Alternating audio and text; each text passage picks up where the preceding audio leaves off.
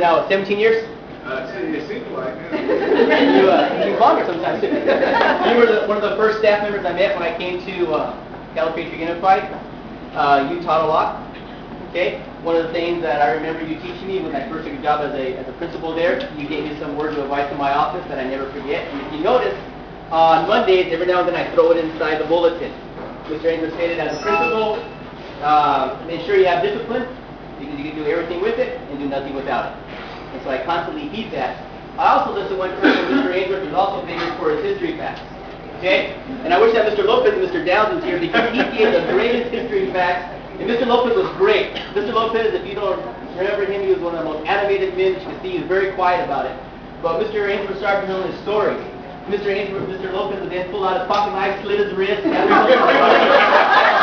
close the gun, shoot himself. It was the funniest thing in the world to watch this guy do this. Okay? And then they would start the eyeballs. Back and forth. And Mr. Andrews never skipped a beat. He kept the story. But I remember one time telling a story about World War II. Okay? And you're talking about your family, about, I think it was your dad, he said in World War II.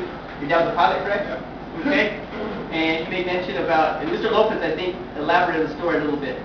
He stated that you had mentioned that your father was flying over the enemy, and he saw a Russian soldier carrying an AK-47. That's my uncle. Anyway, go ahead. Who's not your brother, right? But I remember we had a conversation about weapons at that time, and you made mention about a Russian rifle, and we're talking about different Russian rifles at that time. So Mr. Lopez was there going on 11 years ago in that conversation. And so I remembered in my head that you want to talk about the Russian rifle, and I said, well, Mr. Andrews retired, I want to track down a Russian rifle for him.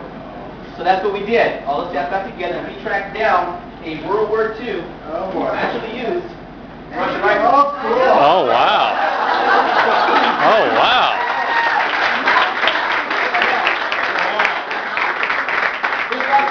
History to it. Okay, first of all, if anybody knows anything about guns, know that you cannot find a Russian rifle like this with they would stock and matching receiver number, bullet, and butt plate.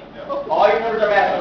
Okay? Oh, wow. So you're pretty highly collectible. I got you a bandolier, we got you a bayonet, like that to it. Shame I'm giving up teaching with the bayonet. I wanted to buy you bullets, but they told me no.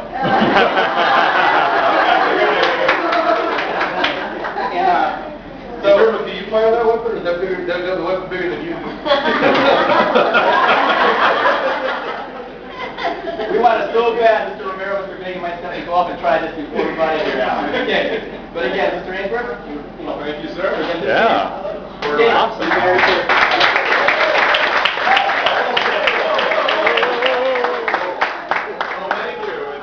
Take that back because I'm going to take it back. You got to translate your name. Yeah, I know.